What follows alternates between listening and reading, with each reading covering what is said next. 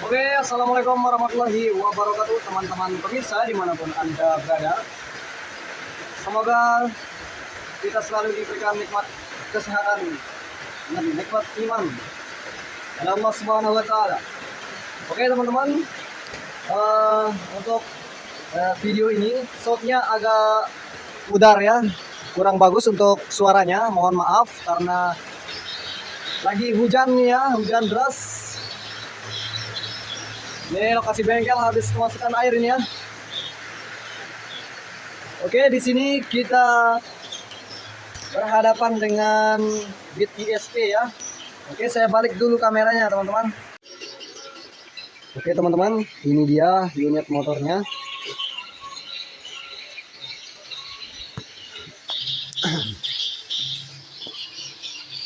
Di sini motor mengeluarkan bunyi cetek-cetek ya. Untuk starter tangannya cetek-cetek dan magnet berputar ke belakang, tidak mau maju ya. Coba kita praktekkan dulu ya. Kita kunci kontak on. Kita perhatikan ya teman-teman, perhatikan. Nah, ya ke belakang bisa. Nah, kalau kita mainkan starternya ini, mainkan, nah, kadang bisa. Nah, seperti ini ya teman-teman. Kadang bunyi juga ini ya.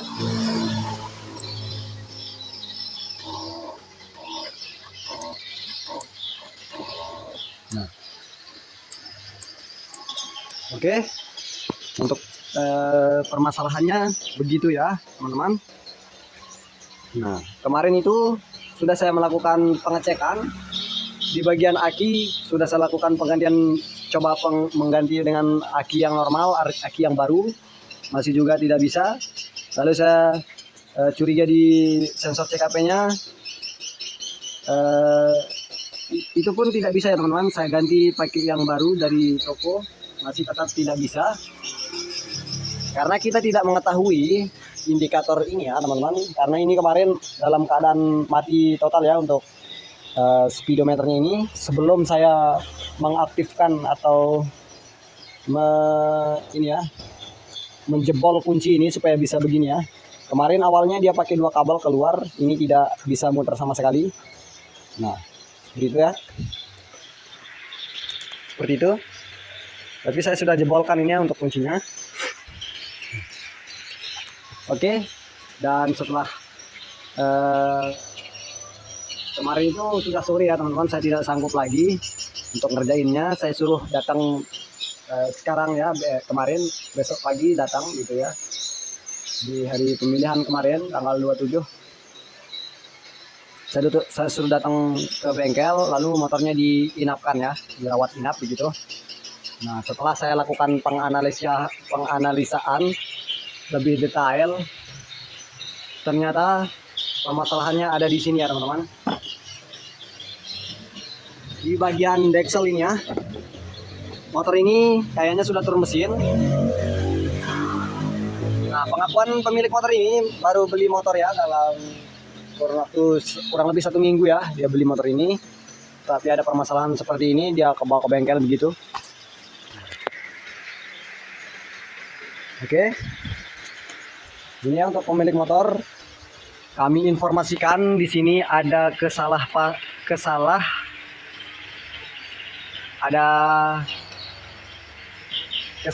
dalam cara pasang ya. Kesalahan pemasangan di bagian dekselnya ya Pak ya. Ini setelah saya analisa lebih detail, ternyata di sini ada permasalahannya Pak ya. Kita lihat di sini untuk rocker armnya ya, atau sepatu klep atau piano klep, ini terbalik Pak ya. Sebentar saya fokuskan dulu, saya zoom.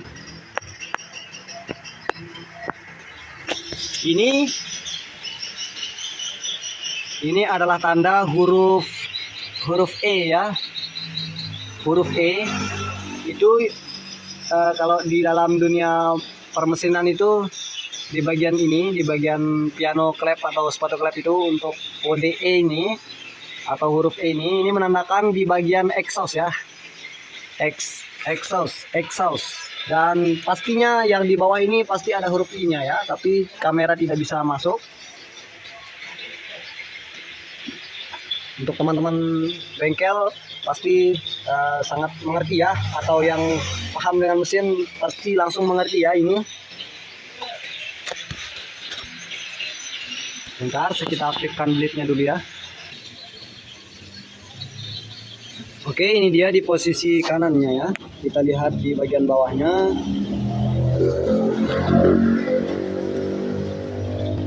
Semoga kelihatan ya teman-teman.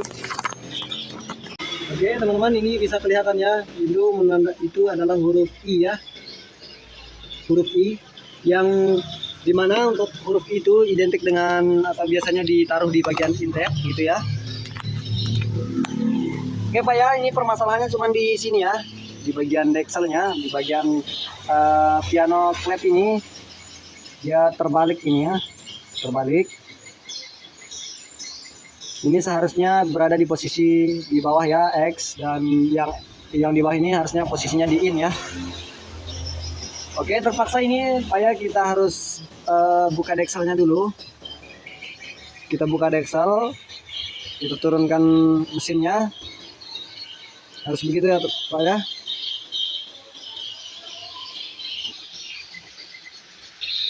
Kenapa ini sepatu klep ini sangat pengaruh kepada elektrik starter atau starter tangan, karena ini ada bagian tonjolannya ini. Untuk yang X ini ada bagian tonjolan yang bertemu dengan dekompresi ya, untuk meringankan kompresi. Nah sedangkan ini untuk klep in itu sepatu klep yang ini tuh tidak ada tonjolannya ya di bagian bawahnya, karena jadi tidak bisa untuk menonjolkan dekompresi ya. Nanti kita jelaskan lebih detailnya Pak ya ketika kita turun mesinnya. Oke, ini ya setelah kita melakukan penurunan mesinnya. Ini Pak ya, ini memang motor Anda ya. Ini kaca belakang pecah. Tolong ditanda ya, supaya tidak dikira ini motor orang, mesin lain gitu ya. Oke, perawatnya. Nah ini dia Pak ya, lebih jelasnya kami perjelas dulu ya untuk permasalahannya ya. Ini terbalik ya. Ini kan sekali lagi kita ulangi yang tadi ya. Ini huruf E. Huruf E ini menandakan exhaust. Tempatnya di lubang knalpot, klep knalpot. Bukan di lubang intake, bukan di klep yang besar ya. Dan sedangkan yang di bawah ini yang tadi sulit dijangkau kamera ya. Ini dia ada I-nya ya. Sebentar kita fokus. Ini dia senternya teman-teman. Ada senter. Sudah jelas ya teman-teman. Ini huruf I. Ini menandakan posisinya ini salah ya. Posisinya ini harusnya di sini ya.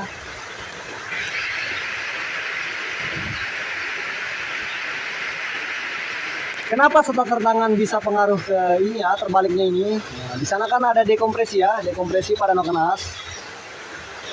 Oke, kita buka dulu ya, biar kita bisa lebih memperjelas untuk penjelasannya ya.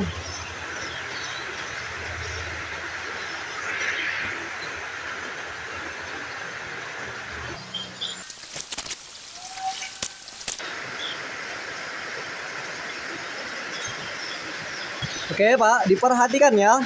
Nah, di sini saya belum ngapa-ngapain ya, saya belum buka. Nah, ini kita posisikan seperti ini ya. Nah, ini untuk bagian atas ya. Ini untuk knalpot ya. Nah, di sini ada pak knalpot ya. Nah, ini menandakan sudah arah pak knalpot ya di bawah. Lalu saya cabut ini ya, cabut. Kita ambil poker armnya, seperti ini ya Pak ya.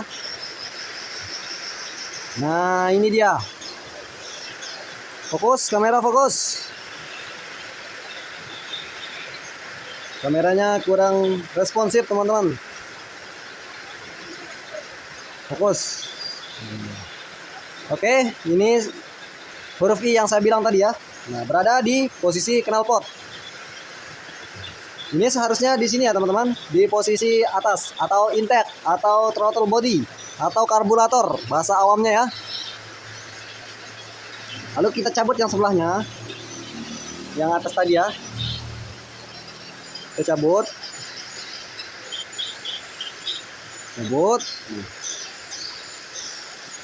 Kita lihat. Nah, fokus. Di sini ada huruf E ya. Ini menandakan exhaust atau lubang knalpot ya. Oke. Kenapa starter tangan itu ada sangkut pautnya dengan locker arm ini ya, atau piano klep atau sepatu klep?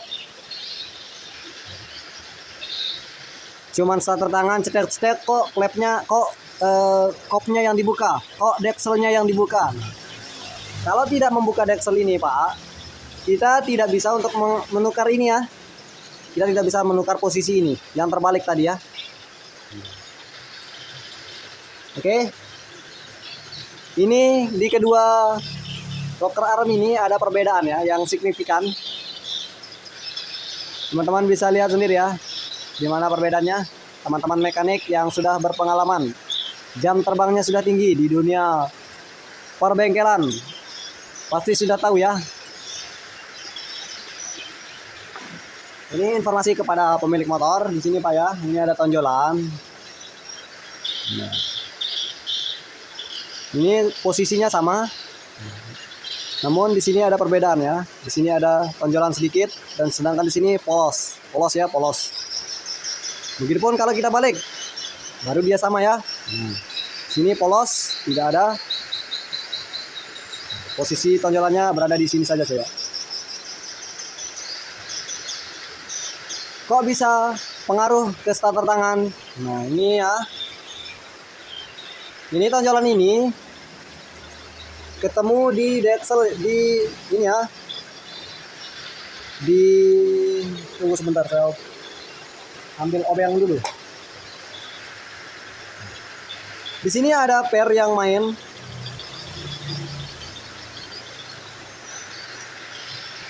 Nah, di sini ada per yang main. Ini dinamakan dekompresi ya. Untuk peringan kompresi. Ini tugasnya untuk membantu starter tangan atau meringankan starter tangan ya.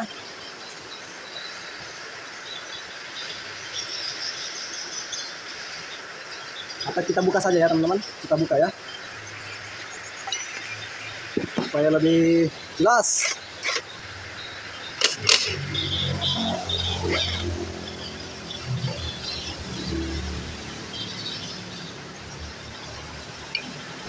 Nah ini dia teman-teman,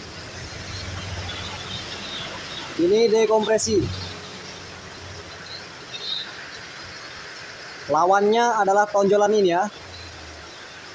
Lawannya adalah tonjolan ini. Ketika kita starter tangan, tonjolan ini akan main secara spontan ya. Apabila ini digoyangkan saja, nah dia langsung main ya. Dia mainnya turun naik ya, turun naik. Nah, ketika starter dinyalakan, dia mundur dulu ya untuk menekan asnya. Untuk mesinnya, krok asnya dia mundur dulu begini ya. Dia mundur. Itu kan kosong. Lalu dia maju lagi. Nah, ini dia kembali lagi dan kena di posisi tonjolan ini ya, pada noken as yang terbalik tadi. Dia mengenakan tonjolan ini. Nah, dan terjadilah kompresi loss. Nah, contohnya seperti ini ya. Nah, ketika dia kena di atas ini, di bagian noken as itu ada celah ya untuk meloloskan kompresi sebagian ya. Tidak semua kompresi diloloskan, hanya sebagian untuk menghidupkan motor saja. Thread. Karena posisinya ini yang salah, ini termakan sedikit ya, termakan. Begitupun kenasnya juga termakan ya, ini bekas-bekasnya. Aduh, kamera.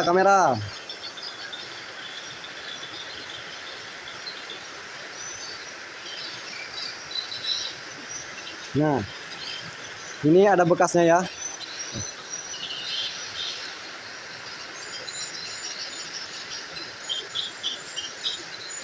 Bekasnya. Karena ini dimakan begini ya. Bukan rollnya yang kena, melainkan tonjolan ini ketika dalam posisi terbalik. Oke Pak ya, cuman begitu saja untuk permasalahan starter tangannya motor ini. Selanjutnya saya akan rakit kembali ya. Saya memposisikan dengan benar nanti ya. Oke, di sini kita coba jumper akinya dulu ya. Kita jumper, ini aki yang sebelumnya ya teman-teman. Ini setelah saya jumper ternyata dia mau ya teman-teman. Kita tidak usah pakai baut saja ya. Kita kontak. Oke. Mesin langsung nyala ya. Matikan. Oke. Matikan lagi. Nyalakan. Ulang. Kita coba sampai 5 sampai 10 kali ya. Kita coba ya. Oke. Ulang. Starter. Ulang. Starter. Ulang. Starter. Ulang.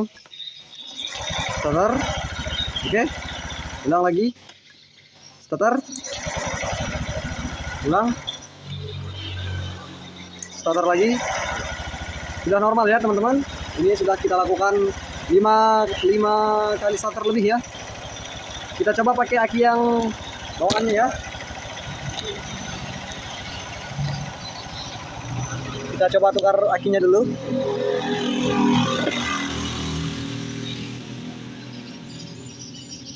Atau kita tidak usah pakai baut saja ya. Begini saja teman-teman. Oke, perhatikan ini ya. Di sini itu aki terpasang. Saya kunci kontak.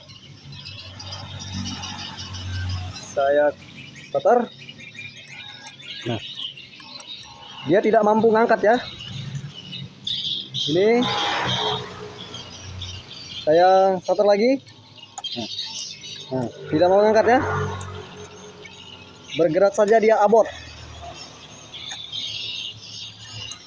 Dan indikator di speedometernya itu mati ya. Lampu-lampu di speedometernya itu mati ya ketika kita pencet starternya. Coba kita pakai ini ya.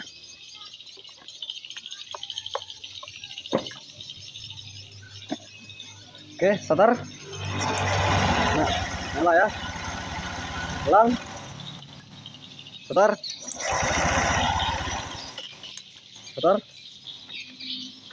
Oh, terlepas ini ya. Oke, starter.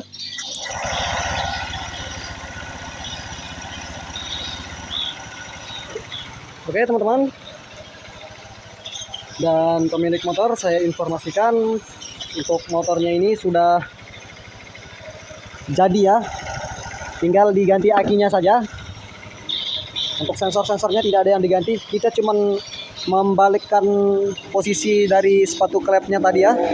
Cuman itu saja yang kita lakukan. Dan kalau mau pakai aki yang itu, aki yang asli bawaan motornya, itu harus di-charger dulu. Kemungkinan bisa enggak, bisa jadi bisa ya. Antara dua kemungkinan, antara bisa, antara tidak. Nah, kita lihat pakai ini ya, aki GS ini. Ini aki bekas ya. Saya cabut dari motor pasien yang lain, saya pinjam. Dan dia normal ya. Oke Pak ya. Jadi ini permasalahannya, kita ganti akinya ya. Dan itu permasalahan intinya itu yang di itu ya teman-teman, yang di sepatu klepnya itu permasalahan intinya. Saya ulangi seperti yang saya bilang tadi. Kemarin itu sudah saya ganti aki yang baru ya, bukan aki yang ini lagi.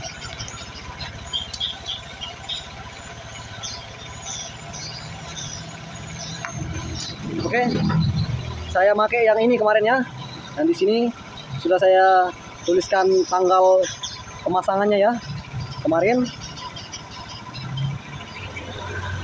Tetapi motor ini tidak bisa ya, walaupun pakai aki baru ini. Ini ya, GS yang orinya, GS original AHM, GS Astra ini ya. Ini pun tidak mampu untuk menghidupkan motor ini kemarin. Nah, sekarang sudah kita balik sepatu klepnya itu dan pakai aki yang bekas itu bisa ya. Oke.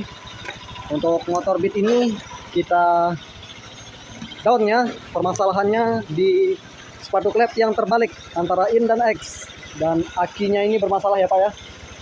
Nanti kita coba pakai jalan apakah bisa dia ngecas.